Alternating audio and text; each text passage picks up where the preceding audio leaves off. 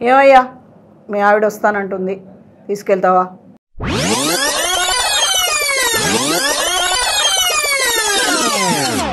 తల్లి ఇంకా కుంకుమ ముడేసుకుంటే ఎలా సార్? దున్నపోతలా ఎదిగింది, ఇంకా తెలియట్లేదా? ఎంత కన్విన్స్ చేసినా సరే నువ్వు వస్తావా రావా రాము, నువ్వు వస్తే రా లేకపోతే చంపేసి. నేను చూస్తాను సార్, ఆమె సచ్చేగా నేను వస్తాను. అమ్మని వదిలేసి తన కోసం రమ్మంటుంది. మీ కోడలు తన తప్పు తెలుసుకుంది, వస్తానంటుంది, మీరేమంటారు? అందరికీ నమస్కారం, నా విచారణ కార్యక్రమానికి స్వాగతం. చెప్పండమ్మా. సార్ నమస్తే మేడం. నమస్తే. మీరు ఆల్రెడీ మా దగ్గరికి కేసు గురించి వచ్చారు కదా, మళ్ళీ వచ్చినట్టున్నారు. వచ్చాను మేడం. ఏంటమ్మా? నా తప్పు నేను తెలుసుకున్నాను మేడం. తప్పు తెలుసుకున్నారా? తెలుసుకున్నాను. ఏం తెలుసుకున్నారు తప్పు? మా అత్తగారిని మా ఆయన్ని చాలా బాధ పెట్టాను. బాధ పెట్టారు మీరు.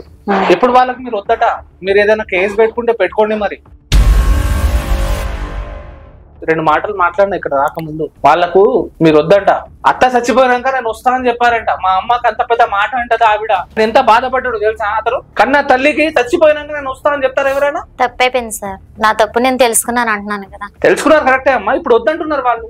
మీరు చెప్పిన మాటలు, మీరు ఏదైనా చేష్టలు చేసినా అది మగ్గటి ఏమో, కానీ మీరు చెప్పిన మాటలు వాళ్ళకి ఎక్కడో తగిలి అది మర్చిపోలేకపోతున్నారు వాళ్ళు.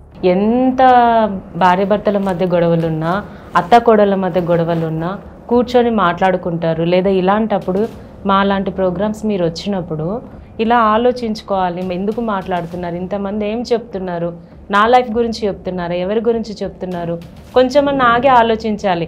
ఆ రోజున ఏమన్నావు, నువ్వేమని వెళ్ళేసి వెళ్ళిపోయావు. మేము మాట్లాడుతుంటే కూడా మీరు చనిపోయాక నేను చూస్తాను అనుకుంటే వెళ్ళిపోయారు. అంటే ఆవిడ చనిపోతేనే నీ సంసారం సరిగ్గా ఉంటుంది అన్నది నీ ఉద్దేశం. అందుకే కదా మేము కొన్ని రోజులు నిన్ను దూరంగా ఉండమని చెప్పింది. మరి ఈ మధ్యలో ఏమైనా ఫోన్ చేసావా? చేశాను మేడం, వాళ్ళు ఎత్తలేదు. మేము చెప్పాం కదా ఫోన్ చేద్దాం కదరా. మరి పిల్లలు గుర్తురాలా? వచ్చారు మేడం. వెళ్ళి కలవలేదా? వెళ్ళలేదు. ఇప్పుడు కూడా ఎట్లా నమ్మమంటావు? ఇప్పుడు వాళ్ళు ఫోన్లు ఎత్తలేదు, నీకు అడిగినప్పుడల్లా డబ్బులు వేసేవాళ్ళు. అప్పుడు ఇప్పుడు డబ్బులు అందట్లేదు కదా మేడం. అదే ఇంత ఎత్తుక్కుంటూ రావడానికి కారణం అదే ఉండొచ్చేమో కదా సార్. ఏవి మెయింటెనెన్స్ అవ్వట్లేదు ఈమె తోటి, అందుకే వెతుక్కుంటూ వచ్చింది. లేదు మేడం, డబ్బు గురించి కాదు. నేను నా తప్పు తెలుసుకున్నాను. నా భర్త, నా అత్తగారు నాకు కావాలి. మా అమ్మలాగే చూసుకుంటాను ఆమె. ఏమోనమ్మా, అంటే ఇప్పుడు మీ అత్తగారు అమ్మలాగా చూసుకోవడానికి కారణం ఇక్కడ మీ నాన్నగారు ఇప్పుడు నేను సరిగ్గా చూసుకోవట్లేదా? మీ తమ్ముడు నేను పట్టించుకోవట్లేదా? పైసలు అన్నారు కదమ్మా. లేదు సార్, నాకు ఇక్కడ ఉన్నప్పుడు చాలా బాగుంటుంది. నేనే వాళ్ళని అపార్థం చేసుకున్నాను. అంటే మేడం ఇక్కడ మనం ఏం తెలుసుకోవాలంటే, ఒకటి ప్రతిసారి అత్తనే విక్టిమ్ ఉండదు, ఇలాంటి కోడలు కూడా ఉంటారు. ఇలాంటి కోడల వల్ల అత్తలు బ్లేమ్ అవుతున్నారు. మీరు చేసే చేష్టల వల్ల వాళ్ళు ఎంత బాధపడుతున్నారు. ఇన్ని నెలల నుంచి వాళ్ళు ఎంత బాధపడుతున్నారు తెలుసా? ఏదైనా కాల్ చేసిందా, 2-3 సార్లు కాల్ చేశారు మా టీం కి. మీరేమైనా కాల్ చేశారా, మళ్ళీ ఏమైనా మీ మనసు మారిందా అని ఒక 2-3 టైమ్స్ కాల్ చేసి, ఎంతో కొంత ప్రేమ ఉంటేనే కదా వాళ్ళు మనకు కాల్ చేసి అడుగుతారు. అవును సార్. మేబీ నాకు తెలుసు అసలు సేమ్ స్టోరీ వీళ్ళింట్లో రిపీట్ అయ్యొచ్చు అంతే మేడం కదా. ఎవరు భరిస్తారు మేడం? ఏ కన్న తల్లిదండ్రులను ఒక్కసారి పెళ్లి చేసి పంపించిన తర్వాత మళ్ళీ తీసుకొచ్చి ఇంట్లో పెట్టుకున్నప్పుడు 10 మంది 10 విధాలుగా అడుగుతారు. అమ్మాయి ఒకటే వచ్చిందేంటి, పిల్లలేరి, భర్త ఏడి, 2 నెలల పాప ఏది, ఒక్కటే ఉంటుంది, అమ్మాయి ఒకటే ఎందుకు వచ్చింది, ఇంట్లో ఒకటే ఎందుకు ఉంటుంది, ఎక్కడికి ఎందుకు వెళ్ళడం లేదు, ఎవరైనా ఖచ్చితంగా తల్లిదండ్రులను అడుగుతారు. అంతేకాకుండా మేడం, దాంతో పాటు వాళ్ళ వదినలు ఇంటికి రాకూడదన్నారు. ఇక్కడ మీ మరదలు ఏమన్నదో బాగా చూసుకుందా? పొద్దున్నే లేవంగానే నీళ్లు పెట్టడం, టిఫిన్ తినండి వదిన అనడం, అయ్యో ఇంకెప్పుడప్పుడే వెళ్ళిపోతున్నారు ఏంటి వదిన ఉండండి అని అడిగిందా? అలా లేదు మేడం. మీ అక్క ఎన్ని రోజులు ఉంటది ఇక్కడ అని గొడవ పడ్డా. ఎవరితోటి? మీ తమ్ముడితో. అంతే కదా సార్. అంటే అందుకే అనట్లేదా సేమ్ రిపీట్ అయింది? అంటే నీకు ఇక్కడ ఒకటి అర్థం కాలేదా? నేను నా ఇంటి ఆడబిడ్డల్ని నేను రావద్దు అన్నప్పుడు, నా వాళ్ళ తల్లిదండ్రులు కలవద్దు అని అన్నప్పుడు, నా భర్తని కలవద్దు అని అన్నప్పుడు, నేను కూడా ఒక ఇంటికి ఆడబిడ్డని, నేను ఇంటికి వెళ్ళినప్పుడు వాళ్ళు కూడా ఇలాగే చూస్తారేమో అన్న ఆలోచన నీకు ఆ రోజు తట్టలేదు కదా. మా కన్న తండ్రి నన్ను బాగా చూసుకుంటున్నాడు, నేను చెప్పిందల్లా వింటాడు, నేను ఏ ఆట ఆడినా తను కూడా ఆడతాడు, ఆడనిస్తాడు అని అనుకున్నావు. ఇప్పుడు ఏం జరిగింది చివరాకన్నా? పుట్టింట్లోనే పరాయిదానిలో ఉన్నాను మేడం. మరి అదే అమ్మా, అదొక్కటి ఆలోచన. మనము కొంచెం ఆగాలి. కొంచెం ఆగకుండా తీసుకునే నిర్ణయాలతో ఏమవుతుంది తెలుసా? ఇలా ఎటు కాకుండా అయిపోతాం. ఆ ఇంటికి ఇంటికి కాకుండా మధ్యలో నించుంటాం. అది. ఇప్పుడు ఎక్కడికి వెళ్తాం? వాళ్ళు వద్దంటున్నారు, వీళ్ళు వద్దంటున్నారు, ఎక్కడికి వెళ్తాం? మీరే ఎదురు చేయండి మేడం. మేము ఎట్లా కనుక్కోవడానికి ప్రయత్నం చేస్తామమ్మా? మనం కూడా ఏం చేయలేము. ఇప్పుడు మేము కూడా ఇప్పుడు సాటి ఆడవాళ్ళమే తల్లి. వాస్తవానికి జడ్జెస్గా అనేది తర్వాత సంగతి. సాటి ఆడవాళ్ళం. నువ్వు మా ముందే నువ్వు సస్తే గానీ రాను కాపురానికి అని చెప్పిపోయినా మనిషివి నువ్వు. వినకుండా మా మాట వినలే నువ్వు ఆ రోజు. ఇప్పుడు మీరు చెప్పండి మేడం ఆమెకి సర్ది చెప్పండి అంటే ఆ రోజు నీకు సర్ది చెప్పడానికి ప్రయత్నం చేస్తే నువ్వు వినలేదు. ఈ రోజు మేము సర్ది చెప్దాం అనిపించట్లేదు, మేము చెప్పినా విన్నాను అంటుంది. ఎట్లా మళ్ళా? ఇంకెప్పుడు నా భర్తని కానీ మా ఆడపడుచుని కానీ మా అత్తగారిని కానీ ఏం అన్న మేడం. అమ్మా ఇంకెప్పుడో సంగతి పక్కన పెట్టు, ఇప్పుడు సంగతి చూడు. ఇప్పుడు వాళ్ళు వద్దంటున్నారు, ఇటు మీ తల్లిదండ్రులు వద్దంటున్నారు, మీ తమ్ముడు వద్దంటున్నాడు. ఇప్పుడు ఎటు కాకుండా నించున్నావు. మీలాంటి వాళ్ళకి మేము ఇచ్చే సలహా ఏంటో తెలుసా? సింపుల్ గా గవర్నమెంట్ షెల్టర్స్ ఉంటాయి, వెళ్ళి అక్కడ ఉండండి, అక్కడ ఏదో ఒక పని నేర్చుకోండి, పని చేసుకుంటే బతకండి. నా పిల్లలు నా భర్త లేకుండా నేను ఉండలేను. అయ్యో నీకేంటి, నువ్వు బిందాస్ గా నాకు అవసరం లేదు, పిల్లలు అవసరం లేదు, భర్త అవసరం లేదు, అత్త అవసరం లేదు, మా నాన్నగారు ఉన్నారు, చెప్పినట్టు వింటారు, వెళ్ళిపోయావు కదా. ఇప్పుడెలా గుర్తొచ్చారు నీకు పిల్లలు, భర్త, అత్త? ఎలా గుర్తొచ్చారు? కానీ అన్న మాటలు ఒక మేడం ఎప్పుడు ఒక సామెతే ఉంటుంది మేడం, చెంప మీద కొడితే కూడా దాన్ని తట్టుకోగలుగుతాం కానీ గుండె మీద కొడితే తట్టుకోలేం మాటలతో అని అంటారు. నువ్వు చిన్న మాటలు అన్నావా బంగారం? ఒక్కసారి ఆలోచించు. నువ్వు ఈరోజు నీ పరిస్థితి చూస్తే దయనీయంగానే ఉంది, కానీ నువ్వు మీ ఆడబిడ్డలను ఏమన్నావమ్మా? మీ ఆయన్ని ఏమన్నావమ్మా? పో పడుకోపో, వాళ్ళతో పడుకొని పెద్ద మాటలు. పిల్లల్ని కూడా వాళ్ళతోటే కాను. ఈరోజు నిజంగా నీ మర్దలు నీ తమ్ముడికి నీకు ఇట్లాంటి మాట్లాడుంటే ఎంత నరకం ఉంటుండే. ఆ నరకం అతను అనుభవించాడు. ఈరోజు వాళ్ళ బదులు మేము మాట్లాడుతున్నాము అంటే అర్థం ఏంటంటే ఆ సిచ్యువేషన్ని మేము ఇమాజిన్ చేసుకోగలం. వాళ్ళు ఎంత నరకబడ్డారు అనేది ఇమాజిన్. అందుకే వాళ్ళు కూడా మాట్లాడట్లా, వాళ్ళ తరఫున మేమే అంటున్నాం నిన్ను. వాళ్ళ పాపం వాళ్ళు ఒకటే మాట అన్నారు, మేము భరించాలండి, ఆమె ఇష్టం, ఆమె ఎడకన్నా పోండి అంటున్నారు. ఈ 2 నెలలు కూడా చిన్నపిల్లని ఆ పాపను పట్టుకొని చూడడం ఏంటి? పాలు అలవాటైన పాపకి మళ్ళీ వేరే పాలు పట్టడం ఏంటి? కన్న తల్లి ఆ స్పర్శ, ఆ ప్రేమ లేకపోవడము. ఆ చిన్న పిల్లలు, ఇంక 2 పిల్లలు, వాళ్ళకి చదువులని రెడీ చేయించడము, స్నానాలు, తినబెట్టడము. వాళ్ళు ఎలా చేస్తారు అనుకున్నావు? నీకేంటి, నువ్వు ఈ 2 నెలలు హ్యాపీగా ఎంజాయ్ చేసావేమో ఒక్కదానివే. మరి వాళ్ళ పరిస్థితి ఏంటమ్మా? అది ఆలోచించడానికి నీకు కొంచెం కూడా ఆగలేదు కదా. సింపుల్గా అనేసి వెళ్ళిపోయావు, మీ అక్క చెల్లెలతో పడుకో, పిల్లలు వాళ్ళతోటే కనేసి నువ్వు చేస్తానే కానీ నేను రాను అనుకుంటే వెళ్ళిపోయావు. కనేదైతే వాళ్ళతోటే కంటాడు కదా, నీతోటి ఎందుకు కంటాడు? నిన్నెందుకు ఇష్టంగా తెచ్చుకుంటాడు? నిన్నెందుకు ప్రేమగా చూసుకుంటాడు? ప్రేమ లేనిది 3 పిల్లల్ని కంటాడా? నీకు డబ్బే కావాలి, టైమే కావాలి, ప్రేమే కావాలన్నావు కదా అతని నుంచి. నాకు ఏ డబ్బు అవసరం లేదు మేడం, నాకు వాళ్ళ ప్రేమ ఉంటే చాలు. నేను తప్పు తెలుసుకున్నాను. ఎదురుగా నీ భర్త ఉన్నాడు, నిన్ను మెచ్చిన మీ అత్తమ్మ ఉంది, వాళ్ళని అడుగు. అత్తయ్య క్షమించండి, ఇంకెప్పుడు నేను మిమ్మల్ని ఏమన్నాను? మిమ్మల్ని కానీ మా ఆడపడుచులు కానీ నేను ఏమన్నా బెదిరిస్తున్నావా, రిక్వెస్ట్ చేస్తున్నావా? రిక్వెస్టే సార్, ఇంకెప్పుడు ఏమన్నా. ఏమో అండి, నాకు డౌటే. ఏమో రిక్వెస్ట్ చేసి ఇంట్లో సొర్రి అందరికి వంగబెట్టి కొట్టేటట్టు ఉన్నది. తను మంచిగా మారి మళ్ళీ వస్తానంటే మేము తీసుకెళ్ళిపోతాం. ఓయమ్మ, ఈమె నిజంగా కూడా నీలాంటి అత్తగారులు ఉంటే నేను నిజంగా ఈ జనం సాక్షిగా చెప్తున్నాను మేడం. ఇదివరకు ఆవిడ వచ్చినప్పుడు కూడా అసలు అప్పుడు కూడా యాక్సెప్ట్ చేసిందండి. ఇంత తప్పు చేస్తే కన్నా బిడ్డ వలే కోడల్ని, ఎంత మంచి అత్తగారు సార్ అసలు. మేడం అంటే తన కడుపున పుట్టిన పిల్లలు కూడా ఒక ఇంటికి వెళ్ళారు, ఆ బాధ ఏంటో తెలుసు. ఆడపిల్లలు ఒకరింటికి వెళ్ళి అడ్జస్ట్ అవ్వడం ఏంటో తెలుసు. తను పెళ్లి చేసుకొని ఒక ఇంటికి వచ్చిన వాళ్ళే. అవన్నీ తను అర్థం చేసుకొని పెద్దరికంగా తను యాక్సెప్ట్ చేస్తున్నా తినకు అర్థం కావట్లేదు కదా. అంటే నేను ఏది చేసినా వాళ్ళు కూడా అగ్రి అవుతారు, నన్ను దగ్గర తీసుకుంటారు, నేనేమన్నా పట్టించుకోరు అన్న ఉద్దేశం తన మైండ్లో సెటిల్ అయిపోయింది. ఇది నేర్పించింది వీళ్ళ తల్లిదండ్రులు ముందు. వాళ్ళ కరెక్టివ్ చెప్పుంటే నిజంగా బాగా అర్థమైంది కదా మేడం. మీ కోడలు తన తప్పు తెలుసుకుంది, వస్తానంటుంది, మీరేమంటారు? ప్రాపర్గా పేపర్ మీద రాసి సైన్ చేసి మీరు కూడా వచ్చి ఈసారి కనుక అలా చేయకుండా ఉంటానంటే ఓకే మేడం, లేదంటే ఇంకా ఎలా చేసేది లేదు. ఇప్పుడు ఏ మనిషికైనా ఎంతకాలం షూరిటీలు అందరూ ఉంటారు నాయన చెప్పు. మీరు కూడా వచ్చి ఆమెకు చెప్పి ఆమె చేసి పేపర్ రాసి, ఇట్లాంటి పేపర్లు మనం ఎన్ని చూసి ఉంటాం సార్? చాలా చూసినామండి. ఇవాళ రేపు వైఫ్ వెళ్ళేసి హస్బెండ్స్ మీద ఫేక్ గా కంప్లైంట్ ఇస్తే పోలీసు వాళ్ళు హస్బెండ్ కి పిలిచి నానా రకంగా హింసిస్తున్నారు. అది నిజమా అబద్ధమా తేలేది కోర్టులో అండి. ఫస్ట్ బేసిక్ గా హస్బెండే నిందితుడు, అతనే అక్యూజ్డ్ అని భావిస్తుంది చట్టం కూడా. మీరు ఏం చేసినా చేయకపోయినా ఆడవాళ్ళది ఇచ్చిన కంప్లైంట్ కి చాలా ప్రియారిటీ ఉంటది. మీరు కోర్టులో ప్రూవ్ చేసుకోండి మీరు తప్ప ఒప్ప అని చెప్పేసి, అంత డేంజరస్ ఉంటాయండి. సో తను మేబీ అలా తన మనసులో ఉంటే పోలీస్ స్టేషన్ కి వెళ్ళి కూడా మీ మీద కంప్లైంట్ పెట్టేదేమో. సరే మీ పరువు గానీ ఆమె పరువు గానీ మీకు దూరం చేసుకోకుండా ఉండాలని తన మనసులో ఏదో ఒక మూలాన మీ మీద ఎంతో కొంత అభిమానమో ప్రేమనో ఆప్యాయతో ఏదో ఒకటి ఉంటే అందుకే ఆమె వెళ్ళలేదు కావచ్చు. మనం అట్లా కూడా 2 విధాలుగా ఆలోచించాలండి. నెగటివ్ గానే కాదు, పాజిటివ్ సైడ్ కూడా ఆలోచించాలి. ఓకే, మీ సైడ్ కూడా మీరు మీ ఆలోచన బాగుంది, తను మీ దగ్గర మళ్ళీ వచ్చేస్తే మళ్ళీ మీకు ఏమైనా ప్రాబ్లం క్రియేట్ చేయొచ్చు. సో దానికోసం మనము ఒక అగ్రిమెంట్ అనేది రాయించుకున్నాము. తను ఇప్పటి నుంచి ఎలాంటి తప్పు చేయదు, ఎలాంటి మిస్టేక్ చేయకుండా మీరు ఎలా ఉండాలనుకుంటున్నారో అలాంటి కండిషన్స్ అందులో మెన్షన్ చేసి తను ఒకవేళ ఒప్పుకుంటే తనని ఆహ్వానించండి, మళ్ళీ మీ జీవితాల్లోకి రమ్మని చెప్పండి.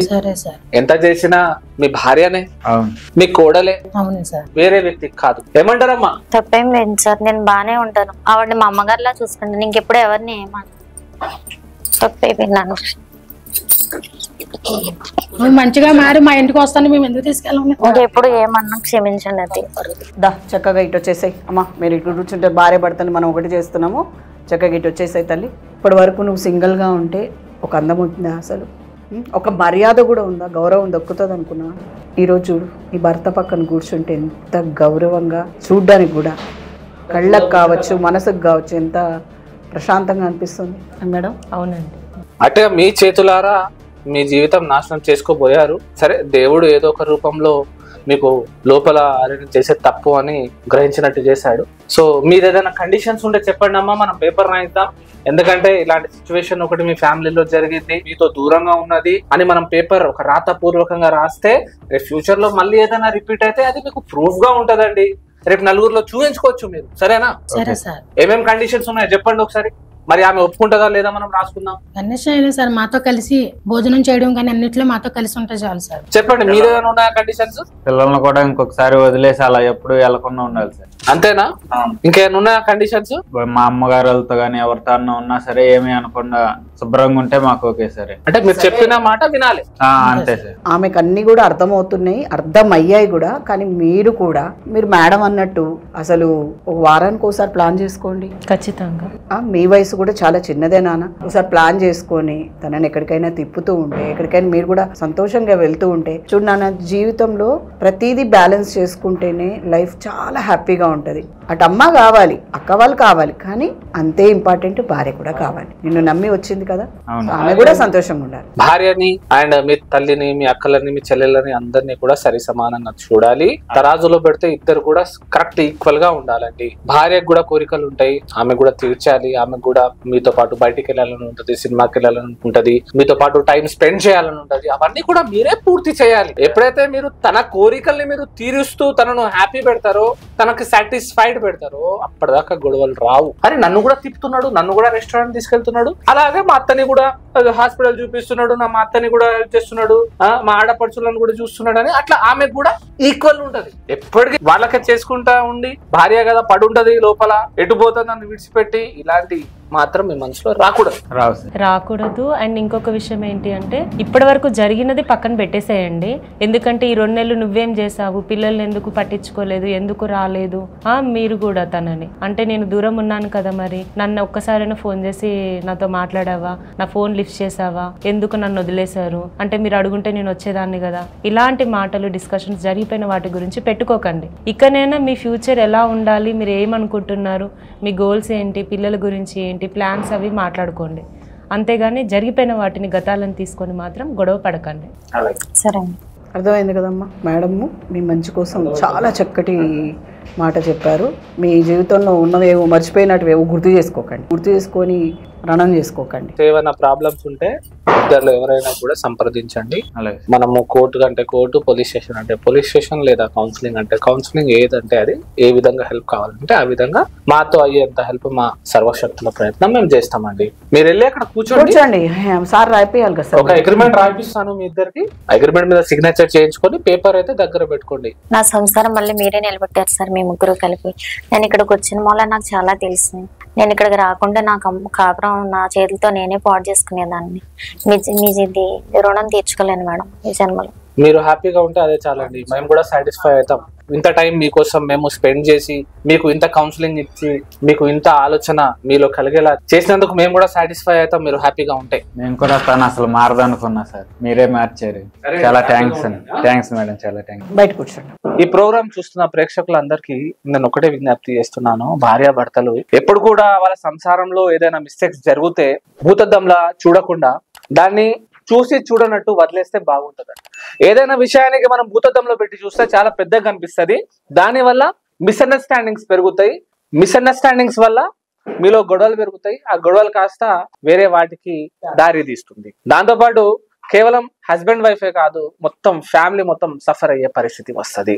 సో ఎవరైతే భార్యాభర్తలు పేరెంట్స్ ఈ వీడియో చూస్తున్నారో దయచేసి వాళ్ళు అర్థం చేసుకోవాల్సింది ఏంటంటే, పేరెంట్స్ అయితే వాళ్ళ అత్తగారింట్లో గొడవపడి కూతుర్లు మీ ఇంటికి వస్తే సర్దు చెప్పి పంపియండి. అండ్ ఎవరైతే పేరెంట్స్ వాళ్ళ అబ్బాయిలు వాళ్ళ భార్యలతో గొడవలు పడుతున్నారో వాళ్ళకి సంజాయిష్ చేయండి, వాళ్ళకి అర్థమయ్యేలా చెప్పండి. అంతేగాని మీరే వాళ్ళ ఇద్దరి మధ్యలో చిచ్చులు పెడుతుంటే ఇంకా వాళ్ళ సంసారం ఎక్కడ ముందుకెళ్తుందండి. సో దయచేసి అందరూ ఈ విషయాన్ని గ్రహించి మనం ఈ వీడియో ద్వారా తెలుసుకోవాల్సిన పరిస్థితి వచ్చిందండి.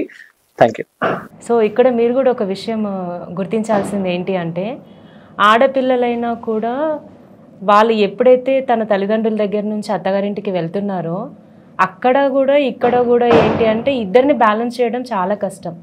అయినా కూడా తను ఒక ఇంటి కోడలుగా వెళ్ళడము, అక్కడ వాళ్ళని బ్యాలెన్స్ చేస్తూ ఇక్కడ వీళ్ళని బ్యాలెన్స్ చేస్తూ కొంచెం మనము డిస్ట్రాక్ట్ అవ్వడము, కొంచెం స్ట్రగుల్ అవ్వడము కంపల్సరీ. ఎందుకనంటే మనము ఎటు కాకుండా ఉంటున్నాం అన్నది ముందు మనకు రియలైజ్ అవ్వడం లేదు. కానీ వాళ్ళని దగ్గరికి తీసుకోవడం వీళ్ళని దగ్గరగానే చూసుకోవడం వల్ల అందరూ కూడా మన కుటుంబం అవుతారు. కానీ వాళ్ళు చూపించేటువంటి ప్రేమలో కానీ వాళ్ళు మీతో మాట్లాడేటువంటి ప్రతి మాటలలో చిన్న చిన్న విషయాల్ని పెద్దగా చేసేసి మీరే వాళ్ళని దూరం పెట్టుకుంటున్నారని మీకు అర్థం కావట్లేదు. ఇక్కడ ఈ అమ్మాయి పరిస్థితి కూడా అంతే అండి. తనకి మొదటగా చెప్పినప్పుడు వినడానికి ఏ మాత్రం కూడా తన టైం మనకి ఇవ్వలేదు. కానీ ఎప్పుడైతే ఆ టైం తను ముందుగానే ఇచ్చినట్లయితే వాళ్ళెవరు, తన అత్త ఎవరు, తను ఏంటి, తన భర్త ఏంటి, తన ఆడబిడ్డలు ఏంటి, తన కన్న తండ్రి ఏంటి, ఎవరు నిజాలు మాట్లాడుతున్నారు, ఎవరు నా జీవితాన్ని నాశనం చేస్తున్నారు అన్నది ఒక్కటి రియలైజ్ అయ్యి ఉండేది ముందుగానే. కానీ ఆ చిన్న విషయంలో ఆ చిన్న సమయం తను కేటాయించకపోవడం వల్ల ఇంతవరకు వచ్చి 2 నెలలు తన కన్న బిడ్డలకి, తన భర్తకి, తన అత్తకి అందరికీ దూరం అయిపోయింది. కాకుండా ప్రేమగా ఉన్నటువంటి తన తల్లిదండ్రుల దగ్గర నుంచి కూడా దూరం అయిపోయింది. సో ఇదొక్కటి మీరు అబ్జర్వ్ చేయాల్సింది. ఏదైనా డెసిజన్ తీసుకునే ముందు 1-2 సార్లు ఆలోచించి కొంచెం మీ గురించి మీరు సమయాన్ని కేటాయించి ఈ స్టెప్ నేను తీసుకోవాలన్నా వద్దా అన్నది ఆలోచించండి. అప్పుడు మీ సంసారం కానీ మీ కుటుంబంతో కానీ మీరు హ్యాపీగా ఉండగలుగుతారు. చక్కగా లాజిక్లో చెప్పాలి అంటే మనం తీపిని అధికంగా తీసుకుంటే ఎగుటైపోతుంది. జీవితం కూడా అంతే. తీపి ఉండాలి, కారం ఉండాలి, వగరు ఉండాలి, అన్నీ ఉండాలి. అన్నీ కలబోసుకుంటేనే జీవితం చాలా చక్కగా ఉంటుంది. నా లైఫ్కి ఏ కష్టాలు ఉండకూడదు, నేను చాలా సుఖంగా ఉండాలి అంటే స్వీట్ లాగా మొత్తం స్వీటే కావాలనుకుంటే మనకే ఎగుటు కొడుతుంది. కాబట్టి కష్టాలు వచ్చినప్పుడు ఎట్లా అధిరోహించాలి అనేది ఒక్కటి తెలుసుకుంటే మాత్రం మీరు అసలు ఇట్లాంటి దగ్గరికి రావాల్సిన అవసరం పడదనే చెప్తున్నాం. కానీ మీకు మేము అండగా ఉన్నామని కూడా చెప్తున్నాం. మీకు ఏదైనా కష్టం వస్తే మాత్రం ముందుగా మీకు గుర్తు రావాల్సింది నా విచారణ కార్యక్రమమే. సో మీకోసం మేము ఉన్నాము, సపోర్ట్గా నిలుస్తాం. నమస్కారం.